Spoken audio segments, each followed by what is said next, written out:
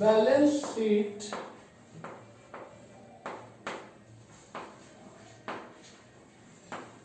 Show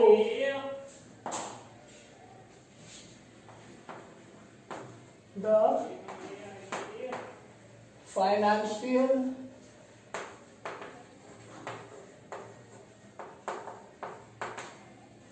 position. Balance sheet shows the financial position of organization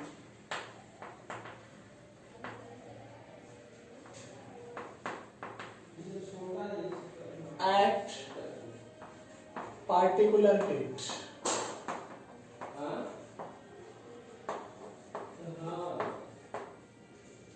ठीक है,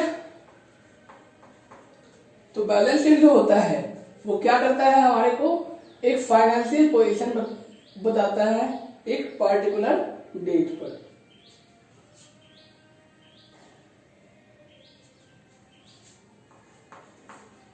the method of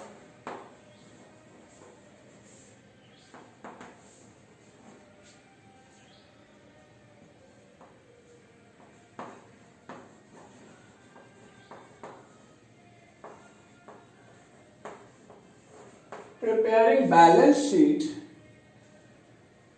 as same as is same as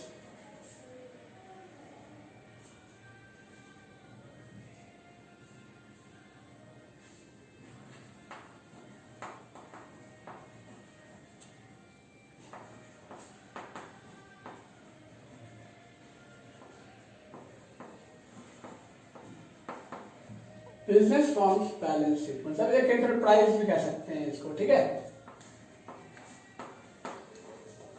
मतलब जो method होता है balance sheet तैयार करने का वो सेम होता है जैसा जो प्रॉफिट अर्निंग मोटिव से जो फंड्स होते हैं उनका होता है। ठीक है,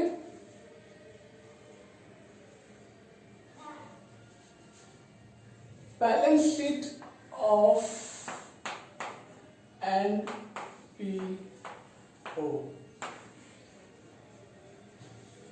ठीक है, इसको अगर हम एक वर्ड में बोले तो ये भी बोल सकते हैं कि बैलेंस शीट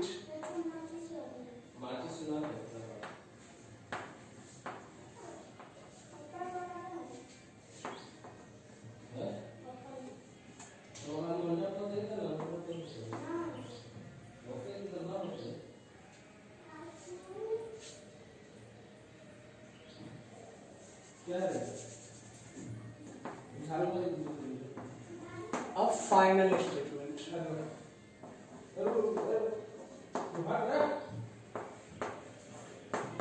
ठीक है,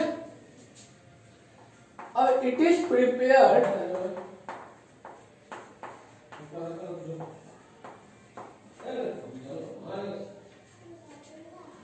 after income and expenditure account।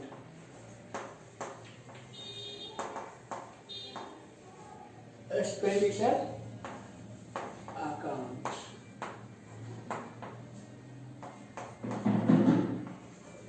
surplus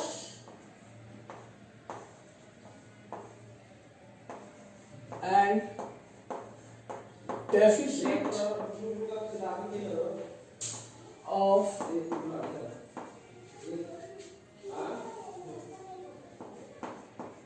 income and expenditure account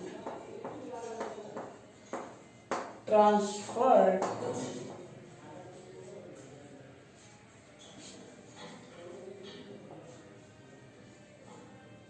to balance sheet।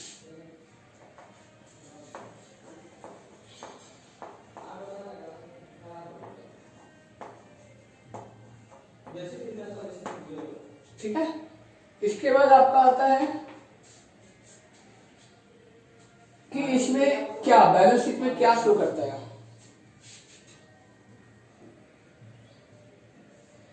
to the balance sheet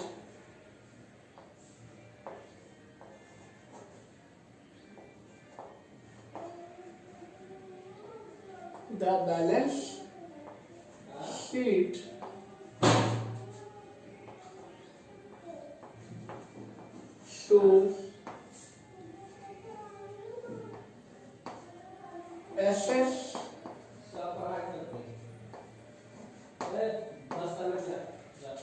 liabilities,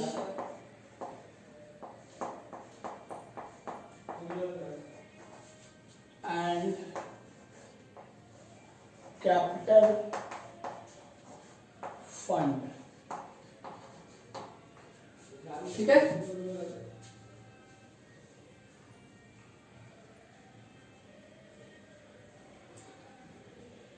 तो ये दिखाया जाता है किसमें, बैलेंस शीट में, और यही होता है आपका बैलेंस शीट। नाउ अब हम देखेंगे इसमें कि क्या क्या चीजें हैं। एक इंपॉर्टेंट चीज भी हम इसमें डालते हैं, इसके बाद अगर लिखना चाहे तो आप लिख सकते हैं। 1 मिनट, 1 2 3 4 5 6। आप पॉज करेंगे वीडियो और फिर आप इसको रिकॉर्ड करेंगे, मतलब कॉपी में लिखेंगे। ओके,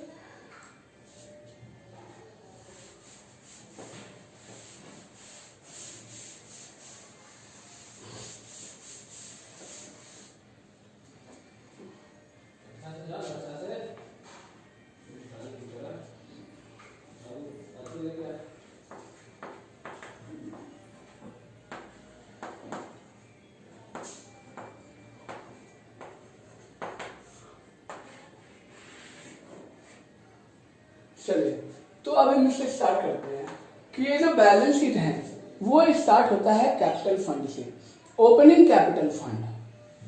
ठीक है, जैसे कि आप जानते हैं प्रॉफिट अर्निंग जो होता है उसमें लायबिलिटी साइड लिखा होता है कैपिटल, लिखा होता है ना।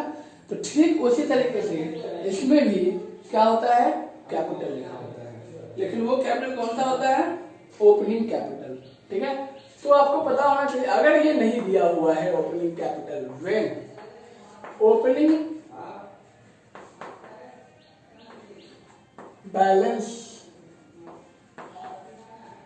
Of capital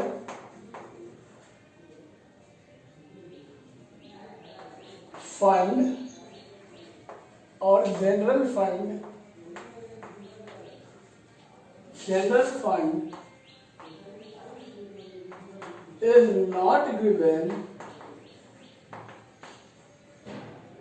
is not given, then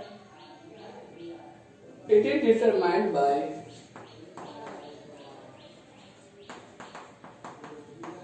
determined by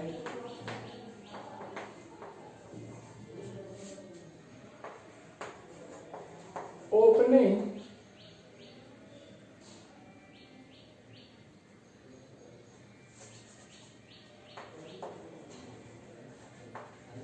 create opening capital account। ठीक है, ओपनिंग कैपिटल अकाउंट, या फिर इसको हम कह सकते हैं ओपनिंग बैलेंस शीट।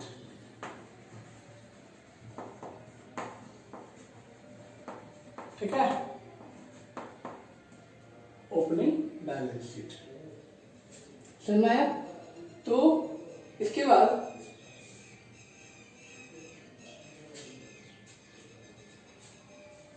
तो हम ये भी जानेंगे कि ये जो ओपनिंग बैलेंस शीट में जो ओपनिंग कैपिटल फंड आता है, वो ओपनिंग कैपिटल फंड जो होता है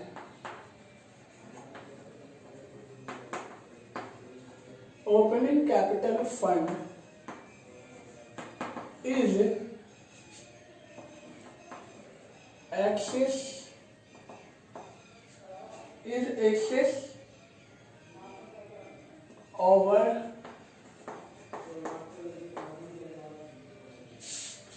excess over the liabilities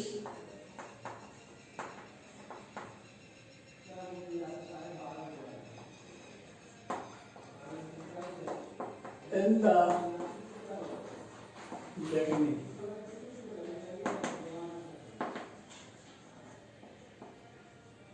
ठीक है, तो ये है बैलेंस शीट। तो अब हम जानेंगे इसमें हमें क्या करना पड़ेगा। अगर ओपनिंग कैपिटल फंड या फिर जनरल फंड गिवन नहीं है तो हमें क्या करना पड़ेगा। तो when opening balance of capital fund और general fund is not given then it is determined by creating opening balance sheet. तो इसे हम पता लगाते हैं ओपनिंग बैलेंस शीट तैयार करके। जो ओपनिंग बैलेंस में जो ओपनिंग कैपिटल फंड होता है वो लायबिलिटीज से ज्यादा होता है इन द बिगिनिंग। ठीक है,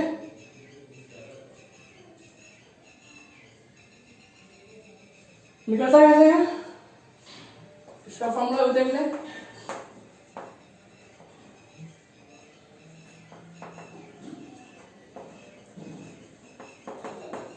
capital fund is equal assets minus liability. मतलब एसेट्स छोटा करेंगे और फिर लायबिलिटीज छोटा करेंगे।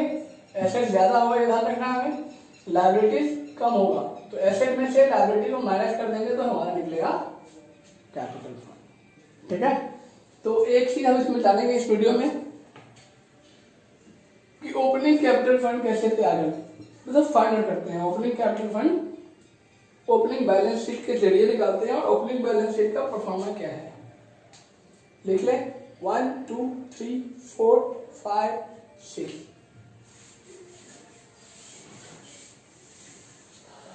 सेम चीज पॉज कीजिए, लिखिए, फिर आगे बढ़िए।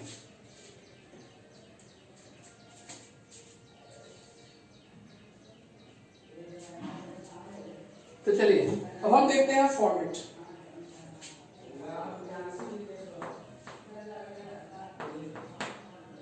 ठीक है, format opening balance sheet as first अप्रैल।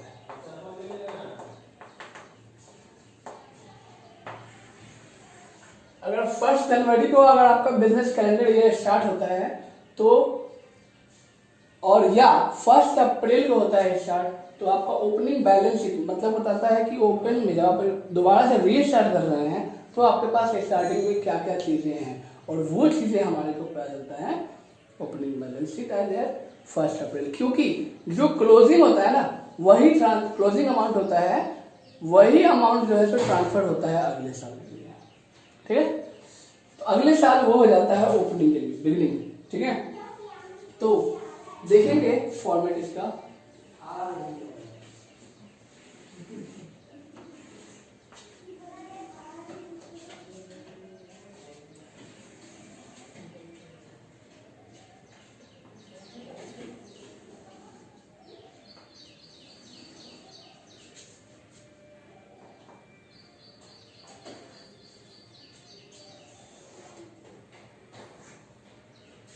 ठीक है, इस तरफ होगा लायबिलिटी,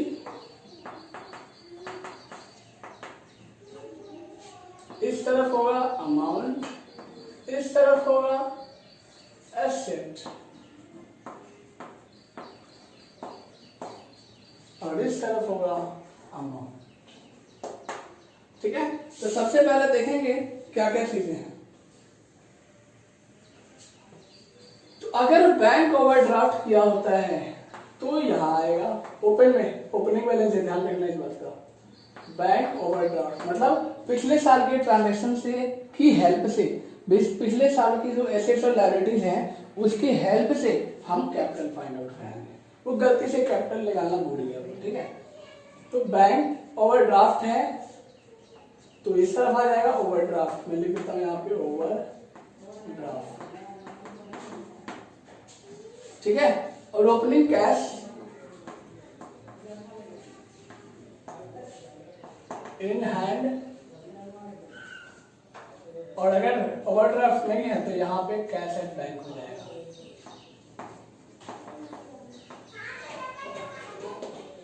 ठीक है, या फिर सीधे आप बैंक लिख सकते हैं, कोई दिक्कत नहीं है। फिर इसके बाद आता है आपका आउटस्टैंडिंग।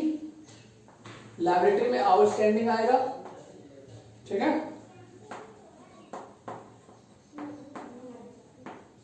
फिर इसके बाद आता है आपका फिक्स्ड एसेट। कोई भी फिक्स्ड एसेट है आपके पास है स्टार्टिंग में तो वो यहां लिख देंगे।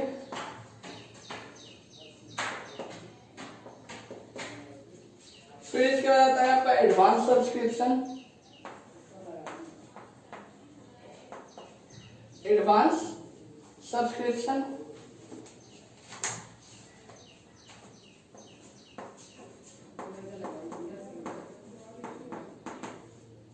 फिर इसके बाद आता है आपका इन्वेस्टमेंट। अगर कोई इन्वेस्टमेंट किया होता है हमारा एसेट के रूप में,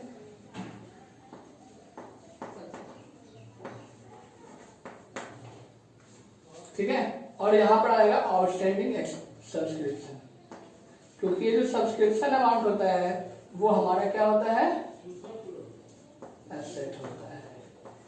अगर ये आउटस्टैंडिंग है इसका मतलब मिलना तो है ही अगले साल, इसीलिए अब सब हम ये सारे एंट्री कर लेंगे। ठीक है, और ये भी एंट्री कर लेंगे।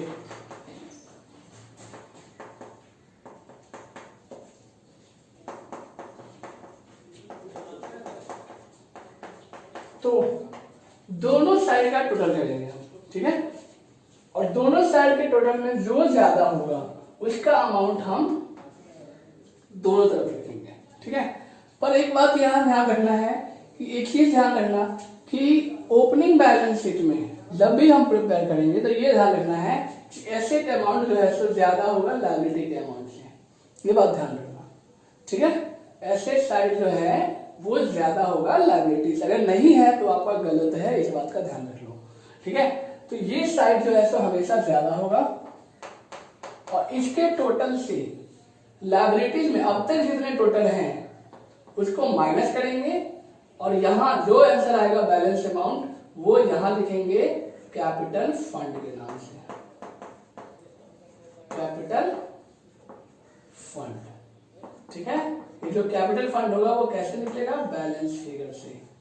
बैलेंस फिगर, इसीलिए आपको फॉर्मूला बताया है कि कैपिटल फंड इक्वल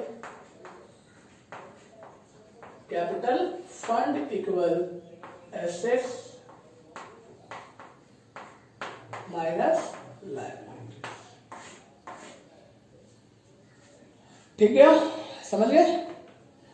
तो आज इतना ही। ओपनिंग बैलेंस शीट तक ही रहने देते हैं, ज्यादा हो जाएगा फिर, क्योंकि मेरा पढ़ाने का तरीका ही ऐसा है कि डिस्क्रिप्टिव में चला जाता है तो ज्यादा समझाने की कोशिश करता हूँ जितना समझ में आ जाए, क्योंकि आपके ना समझ के कारण आपको दिक्कत हो सकता है और मुझे भी दिक्कत हो सकता है। अगर आपको समझ में आ गया तो मेरे लिए बहुत अच्छी बात है कि आपको मेरी पढ़ाई की चीज समझ में आ रही है। ठीक है, तो मेरे लिए बहुत अच्छी बात है। और अगर आपको नहीं समझ में आ रहा है तो मेरे लिए दिक्कत है। मैं सोचूंगा कि मुझे और क्या करना चाहिए जो उसे समझ में आएगा, तो आप इसके लिए हमें कमेंट करके बताएंगे कि आपको क्या दिक्कत है, फीडबैक देंगे, तभी जाकर हमारे बीच में और तुम आपके बीच में कम्युनिकेशन जो होगा वो क्या होगा, अच्छा होता चला जाएगा। ठीक है, और इसी कम्युनिकेशन के कारण हम आगे जो है बढ़ेंगे, साथ मिलकर बढ़ेंगे। Okay, thank you once again and follow the rule of lockdown and stay at home, save the nation and save your family. Okay, बस परेशान मत होइए, हम आपके साथ हैं क्लास रूम फील्ड को लेकर। ठीक है, ये अकाउंट्स